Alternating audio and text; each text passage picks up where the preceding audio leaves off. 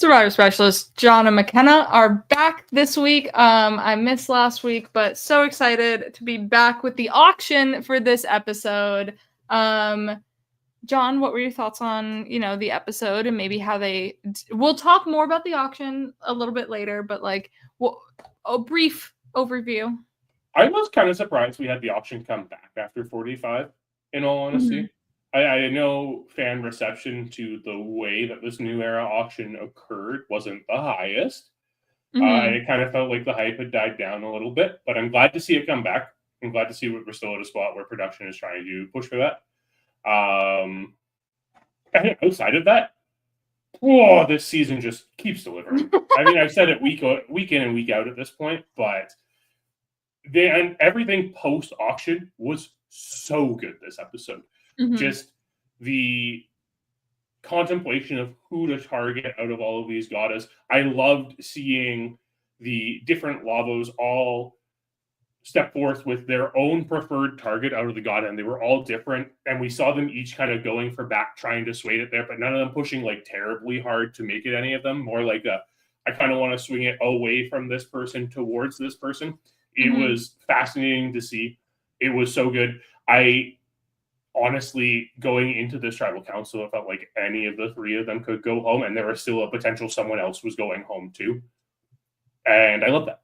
I absolutely love that. There was a very needless revote and a tie vote and a weird vote that we can talk about soon, but it is just delivering, and it feels like these people are playing the game.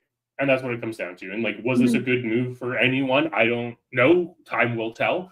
But this was still entertaining gameplay from an entertaining cast who keeps delivering. And I'm just so excited for next week and the week after. That's what 47 has done.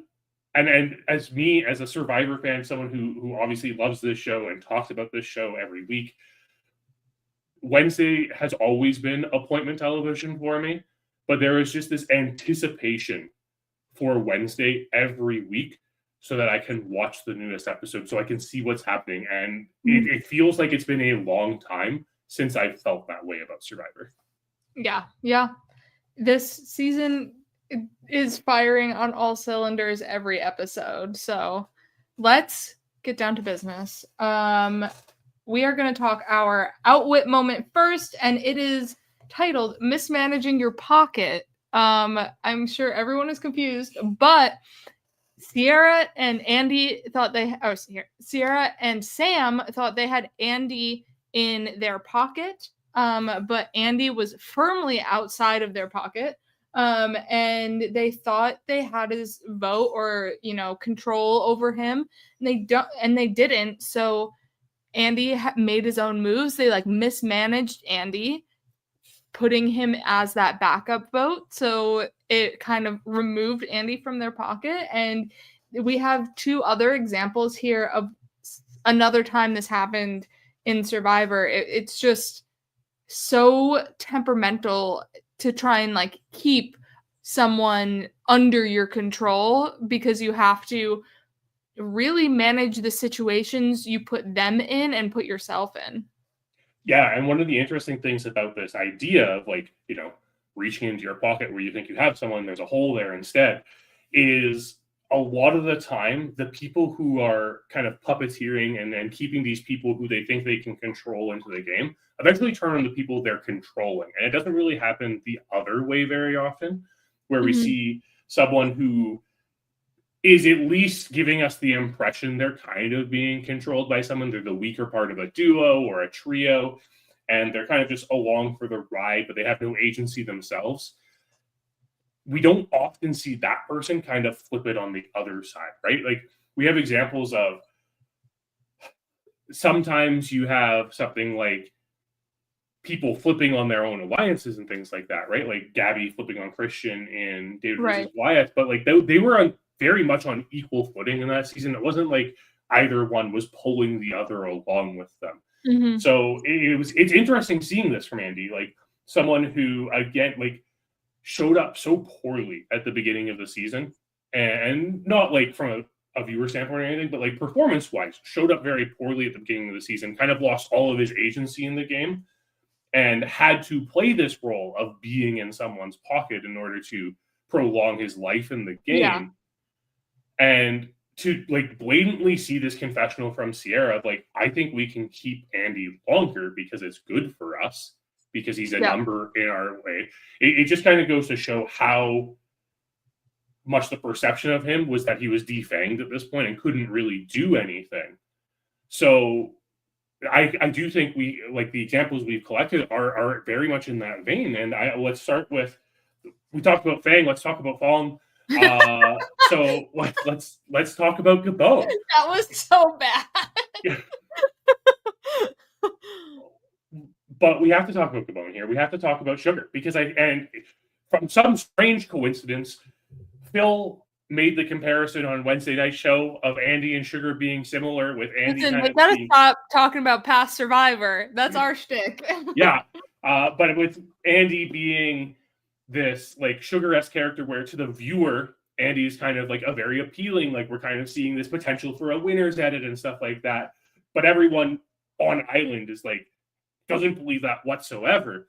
And somehow, while Phil and Will are saying that on a podcast, McKenna and I are in a Zoom call planning out this podcast, and have also come to the conclusion Andy is like Sugar, except for this is the moment where Sugar turns on Ace after the swap in Gabon, right before the like fake merge that happens in that season. And it's that moment where a lot of things led up to this, and it was a little more orchestrated. It wasn't quite the same as Andy is going to Saul and Genevieve and being like, no, I want to turn on Gada. Sugar was kind of a little coerced by Kenny in the situation, because Maddie had come up with this idea of like convincing Ace they should vote out Sugar, and like Ace doesn't have to get his hands dirty to do it, so he can keep his word to her. And then Ace accidentally makes things worse by asking Sugar for the idol, and that makes Sugar completely paranoid that like Ace is turning on her. So there's this big culmination of it. But I think the fact that Ace is asking Sugar for the idol is the big example here. Like, Ace completely thought Sugar was with him till the end, ride or die. Every photographer needs their model. Exactly. And this is just a moment where you don't pay enough attention to this person and you lose their confidence in you. And this was one where Ace simply was part of a conversation and didn't tell Sugar about it. Yeah. And that was enough. And then it got Kenny to like say, hey, your entire alliance is turning on you, when that wasn't necessarily the point. And then she learns after the fact, like, no, Ace was very much loyal to you. You done messed up. And she's like, oh, crap. Yeah, exactly. And that's the interesting thing about this. And I think it really goes to show the vigilance needed to maintain relationships in Survivor. And I think that's really what this entire like outwit topic comes down to, is it's not just this idea of like controlling someone in Survivor, but it's just maintaining relationships. And I think what we saw is Sierra and Sam really fumbled the bag there. They could have easily have come back from that moment and been like, hey, listen, they needed a name. You were the one who wasn't there. We had to give your name. Yeah. And I think they were mismanaging Andy from the beginning, when it was the beware advantage in the tree. Yeah. Like when Sam found that. I think they only were like involved with themselves and not in furthering a relationship with Andy, where they should have not necessarily treated him as like an equal like discussion partner, but like made him feel that way, where like if he's being made to feel that he's a third, like he said Sierra was his like survivor sister or something like that, so he clearly held them in a higher regard than they held him. Yeah, and then when we go back to Gabon, like that's exactly what happened with Sugar and Ace. Like the issue wasn't that Ace was mishandling Sugar terribly. He just wasn't sharing the right information at the right time. And Yep. especially in a season when you're dealing with Exile Island and Sugar taking her 5th journey to Exile Island in this The Sugar episode, Shack. right? Like, at that point, the first thing you should be doing with your ally is filling them in at what happened at camp. Exactly. And I know there's this fear in this instance of like concerning Sugar that there is this plot to get her out, and maybe this paranoia, and maybe Sugar wants to go after Maddie as a result to it. Sure, better than Sugar wanting to go after you, Ace.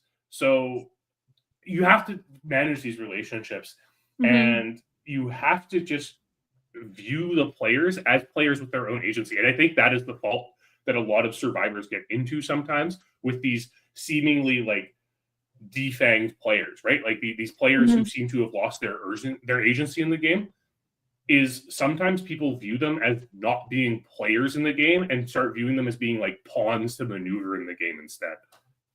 Yeah, I mean, we can go right into my moment where we have Kyle, Jason, and Scott running one side, and they take Ty under their wing, and because he has the idol, and 2, they think they can manipulate him, and he's like fully in with them, but then they make the merge and kind of progress with like more people are in Ty's ear.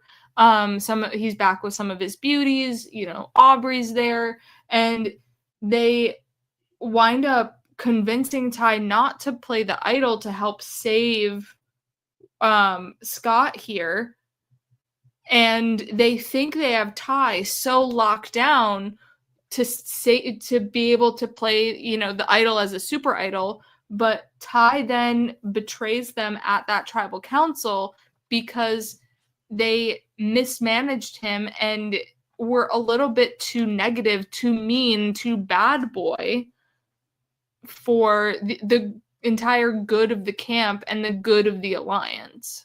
And that I think is a different type of mismanaging of the players too, because they mismanage their own relationships. Like they mismanage themselves instead of like how they treated Ty. They like treated everyone. Yeah, exactly. I think it's this not realizing the standards that Ty holds people to, right? And when Scott and Jason are off sabotaging the camp and doing these type of things, this is kind of directly against the type of player that Ty really wants to be. Yes, he's kind of going along with it, but deep down, Ty doesn't want to be this malicious player in the game. And him not playing this idol to be a super idol, yes, like is a benefit to him because he gets to keep his idol and everything.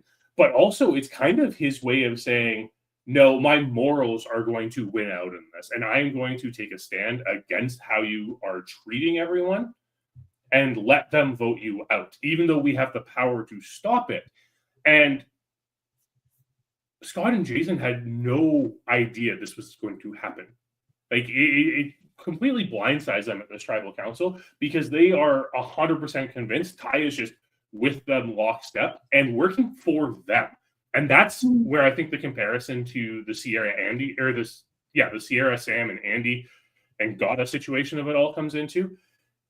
It kind of became clear in this week's episode. Sierra and Sam viewed Andy more as someone working for them to win rather than someone who, again, like not being their own player who was working for themselves to win. Yeah, exactly. I think with this whole Ty situation, it gives them enough like with the added idol, it gives them like a last minute safety that Ty then removes, and it's like there's nothing they can do about it now. Like with certain things you might be able to like leave hints or something, but with this idol situation, thinking they're safe no matter what, and then they're just voted out. Like it's that quick like, oh crap reaction. Yeah, it's that idea of there's an adage that we see in sports sometimes, this idea of like safe is dead, right? And that's idea of like, if you're playing safe, it's dead. You can't win that way. And that's kind of what the position these two find themselves in. And that ultimately is why like Aubrey's able to convince Ty to vote against Scott in this position and be the deciding vote and not play the idol and relinquish his control of the situation in order to kind of gain a better footing in the game. In all honesty, I think Ty's decision here is probably part of the reason why he makes it to final 3 in this season. Mm-hmm. Yeah, I agree. Alrighty. So now we are going to talk the auction. And this is our outplay segment for the week, and it is auction firsts. John, since you are talking about our lovely episode for the Patreon, Kagion, episode 10, Chaos is My Friend, why don't you dive into the Kagion first? Okay, well, I want to talk about this auctions first, because we did say we would dive into many firsts in this auction, yeah, I feel. Yeah, how did you feel about the way that this new era auction had evolved from the last time we saw it in 45? I think I liked a lot of aspects of it. So, one of the first was the grub, eating of the grub, but it also ties into like the rock draw situation where it's like you're bidding for a chance, but this time it was just put up 200 and this is what you can get. So there are like certain things that was like, oh, this is good for Survivor. Yeah, I felt similar. I'll be real. I texted you when it happened. When Jeff revealed that grub, I legitimately jumped off my couch and started screaming. I was so excited. And, it's the Survivor fan in me. I was talking to my sister about it and told her that there was a moment that did this. And she's like, that seems like a spoiler. I'm like, no, you're not going to get it because you aren't as entrenched in this community as I am. But, like, seeing a grub there, like, seeing this, we haven't had a, like, gross food eating contest since Ghost Island. We haven't had, like, something that's just like, here's a grub that you need to eat. Like, that is harkening back to the very first season of Survivor.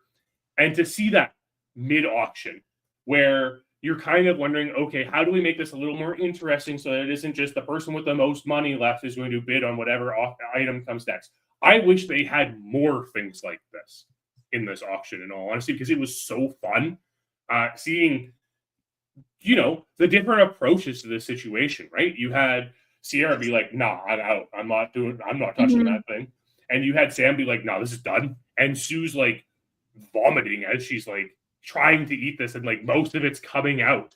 It's so exciting.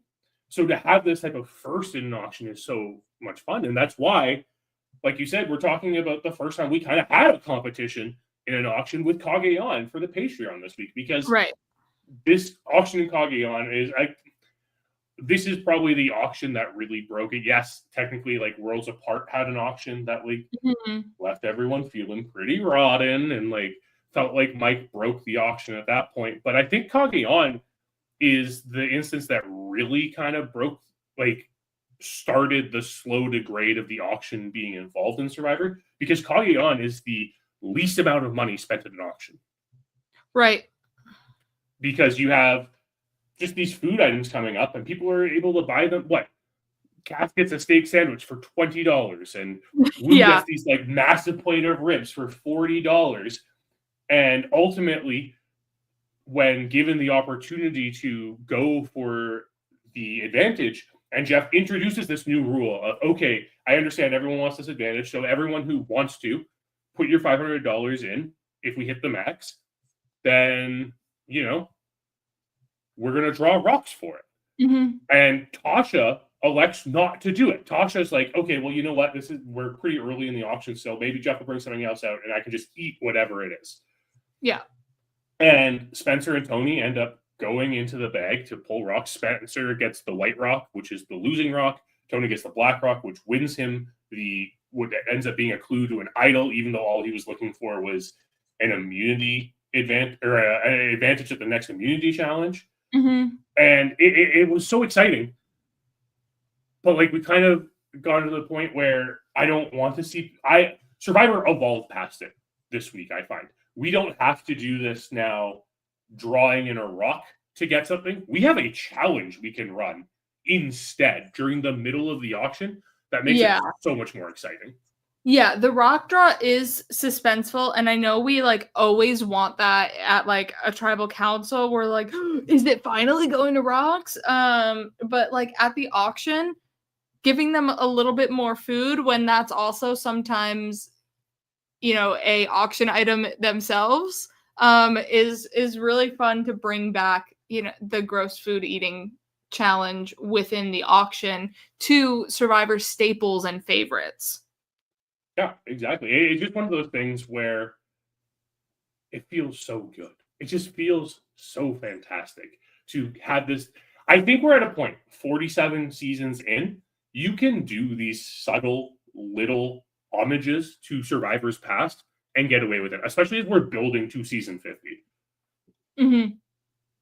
Yeah. So what Survivor first or auction first do you want to talk about, McKenna?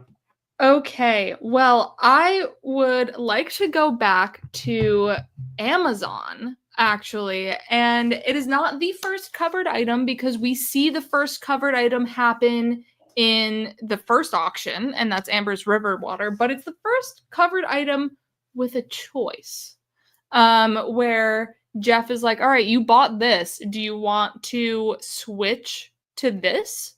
And so we have Alex here, and he gets manioc and he passes up on lasagna. Now, John, you're a math guy and a probability guy.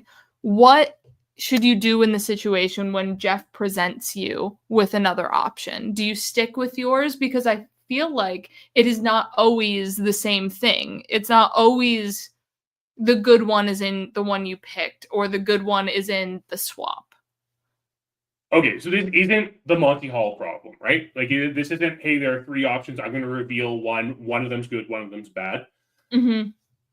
You kind of just have to read Jeff, and you have to read his poker face, or maybe like have a good sense of smell and figure it out. Because every time someone is, most times actually, I'm not sure if I can say every time. A lot of the time, when presented with the option to change, you are standing there at the like bar as Jeff has the items in front of him. Mm-hmm. Yeah, so I don't know what I just don't know what I would do in that situation too. Like Alex gets this manioc and he's okay with it. He's like, I like manioc, but then when Jeff is like, well, you passed up on this lasagna, it's kind of like, crap, I could have had a nice lasagna. But Jeff never makes a big deal about this being a covered item. He doesn't say, all right, and this one's covered. Who wants to bet? But then he reveals, all right, this now we got something good brewing because I have another option for you.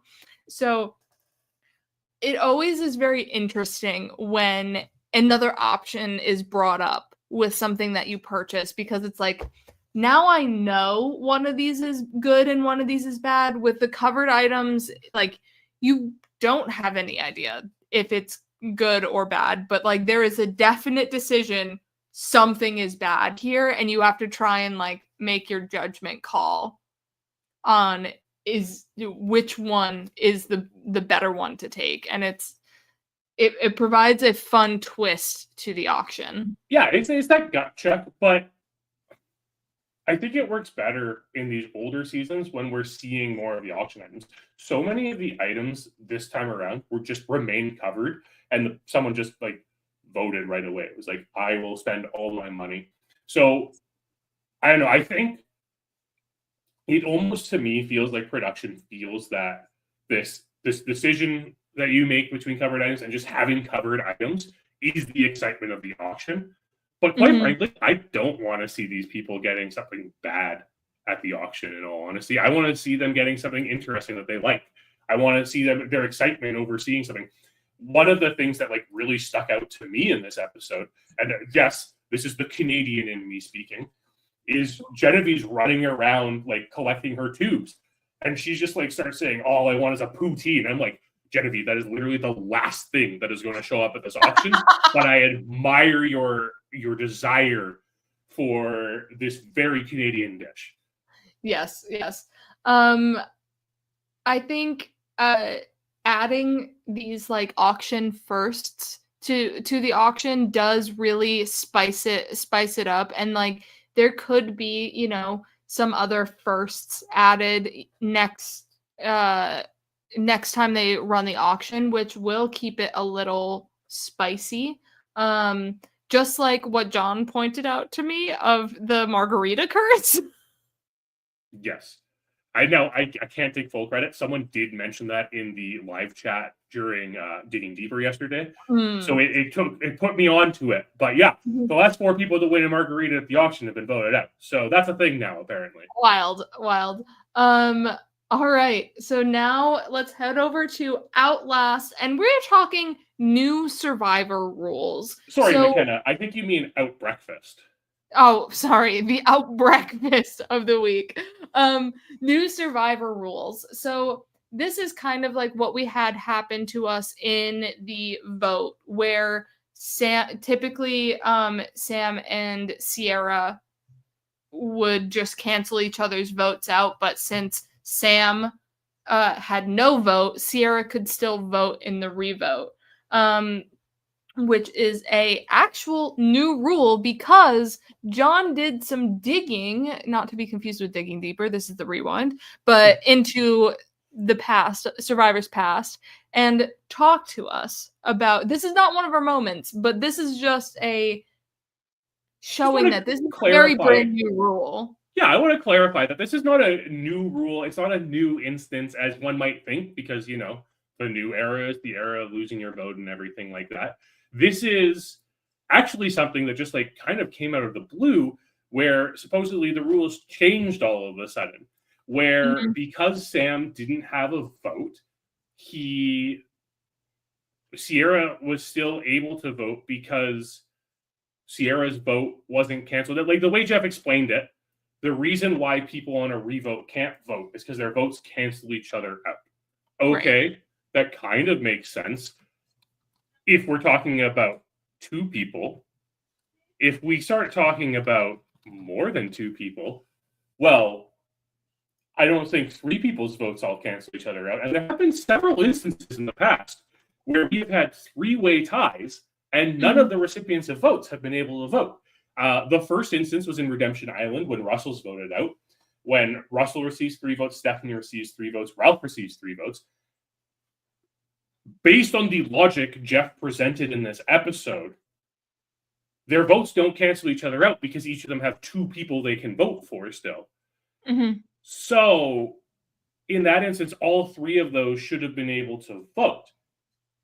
And this is one of at least 5 instances I found where this happened, because we had the same thing happen in Co-Wrong on the Brain Tribe with the Liz vote, where Liz, Aubrey, and Peter all had tied votes. Worlds Apart, Lindsay, Rodney, and Sierra. Cagayan, the Bryce vote out with Morgan and Alexis. And Karamoan with Hope, Eddie, and Shamar. Like, we've seen this happen before. We've seen 3-way ties where the people receiving votes haven't been able to vote. Yet here we are, and apparently because someone lost their vote, the other person gets the vote. But Jeff, that logic doesn't stand. There's no consistency in this rule. Yeah. So we are going to talk new Survivor rules. And John, I think yours is like the biggest holy crap rule that we got in Survivor. So we're going to keep you waiting. But mine is going to go the Cambodia Final 6 Tribal Council, where we have this fustercluck of a tribal council where many people are safe. And then you have, you know, this tie, vote for each other situation. And it all comes down to Keith. Keith, do you want to stay or do you want to go home? Because you have the deciding vote. This is what it all comes down to. And he has such a like heart decision that he wants to let, Kimmy, this mother, continue on in the game and go home himself. But other people want him to stay and Kimmy to leave because Kimmy was kind of backstabbing, pulling underhanded moves. And Keith ultimately decides he wanted to stay, so that boots Kimmy, and Kimmy leaves at this like iconic final 6 tribal council that Jeff has to pull like an Emperor's New Groove and pull down the projection screen and is like, see this, that, and then this, and that, to kind of dissect this during the live finale. And this was one of those instances where it's kind of good that it happens in the finale so that we have that live interaction with Jeff in order to go over it. We wouldn't get this luxury if this type of thing happened in the new era because we don't have live finales anymore. Mm-hmm. But having the live finale, having Jeff being able to be like, okay, here's my whiteboard and we're going to cross people out and show what's happening. It all makes sense when you break it down, right? The fact of the matter is 3 people are immune at this tribal council because of individual immunity and immunity idols. They have voted for 2 people. There's a revote. The votes go on them. That, based on the rules of Survivor that have been established long before this point, not based on imaginary rules that we've made up this week. After the second round of voting, if there's a tie and there is no decision on who to get rid of, then the players who were voted for are immune and the remaining players draw rocks. So this is kind of like the same situation as usual, but the amount of immunity is kind of messed it up, where this is technically a rock situation, but the only person who would be eligible to draw a rock is Keith. It's like also almost it's like not quite the Surrey because Keith has a decision in the matter, but yes, because Keith is like one of the 4 also people. Almost the Surrey situation too. Yes. And Keith, who originally voted for Tasha in this situation, if I'm not mistaken, I'm going to double check that really quickly. Keith, who originally voted for Tasha in the situation, and why this becomes Keith's decision, is because now Keith is deciding, do I vote myself out or do I vote Kimmy out? Because everyone else is already voting for Kimmy. Mm-hmm. Yeah, it's such like a catch-22 where it's like, he felt for Kimmy and felt for, her desire to stay in the game. But then it's like, well, that would directly impact me and me going home. So he has like a change of heart during the tribal council where he's like, you know what, I'll go home, keep Kimmy in. And then, other people were like, no, Keith, please stay.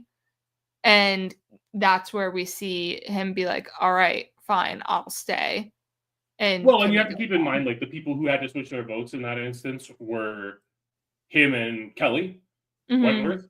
So, like, these are 2 people who've already played a season together. Yep. Going into this, right? And I mean, thank you for not depriving us of like the little bit more of Keith Nail we get. Yes, exactly. All right, John. All right, my moment. We're talking new Survivor rules. We'd be really remiss not to talk about the final tribal council tie vote rule that we find out about in Ghost Island, because we'd never gotten this situation before. We'd never been put into a situation where this could really be a thing, right? With an even number jury that's split between 2 people equally, and there is a third person there who didn't receive any votes. We still have questions. I personally still have questions about 3-3 tie or 3-3-3, whatever, a 3-way tie that's the biggest question. I actually think my personal biggest question about this, obviously, like going back to Ghost Island, we see that Dom and Wendell both get half the votes, and then Laurel, who is the last person in the tribal council, is given the option to then cast the last vote, the tie-breaking vote, as she received no votes. The question I have is, does this situation still happen if, for instance, it was like a 3-3-2, or would the jurors who voted for Laurel ultimately get to re-vote for either Wendell or Dom first? Mm-hmm. Right? Like that's kind of the questions I still have about this rule. And hopefully we never get to that point where we have to figure it out. And it's very unlikely. I don't think there is we've never seen an instance in Survivor where there is a chance all three people in Final Tribal Council can win. There is almost always that one. I mean, it's why we talk about a lot, and why you see in like so many podcasts and so many people like dissecting Survivor, saying, "Oh, this person has 0 vote finalists written all over them," because historically we have a 0 vote finalist. That we need the 0 vote finalist just in case there's a ghost island. Apparently that's a thing. There is a solution, and you know what? It's a question of like whether you like final 3s or final 2s better. Easy solution is make it final 2s again, but I know like there's the idea of like dragon goats and stuff like that. But make it final 2 with an odd number of jurors, you can never have a tie vote. What I loved about Ghost Island, which like it was really impactful then, because now it doesn't matter. They read the votes on the island anyway, but like they read all of the votes out on the island. And then when Jeff was like, all right, I'm going to read the votes now, like the gasp that I had and just the what is going on? This is unprecedented. Like it was so huge and monumental. And then we realized Laurel has to re-vote for one of the two. Is just so like threw me for a loop. This is amazing TV. I mean, I was a Dom fan and wanted Dom to win. So like I knew now what the outcome would be, but still like that Jeff, I'm going to read the votes, and everyone's shocked faces was just, you know, something that we'll never get again with that kind of situation. You're right. Until they, like, I mean, let's be real. We're probably getting a live finale for 50, right? I hope. So maybe we can hold out hope for an instance like this one more time. Maybe when he says, I'll tally the votes, or I'll go read the votes at the live finale, you know. That could happen. There's a and possibility. then that could be that reaction, but yeah, except for the fact that we as Survivor fans would know there's a live reality or finale beforehand, so it wouldn't really have that much of an reaction. It'd be great for the contestants, but for us, we would already know about it. Yeah, that's true. Because they need to fill those seats. Yeah. So this was a fun episode to talk about. Make sure tomorrow to tune into the Patreon. We are watching Kageon season 28, episode 10, Chaos is My Friend. It has Tasha winning immunity 3 times, just like Kyle, but she has won with the entire tribe, against the entire tribe, while Kyle has not. And then it has the Kageon auction that we talked about. So it is going to be a fun time over there. John, what is going on in the Specialist Universe? Well, I mean, first, everyone, please like the video, subscribe to the channel. We do appreciate it. It does really help us. Specialist Universe is busy as always, right? We are pumping out content all the time. I mentioned them already. Watch Phil and Will break down this episode from Wednesday. Watch Digging Deeper from yesterday, also breaking down the auction and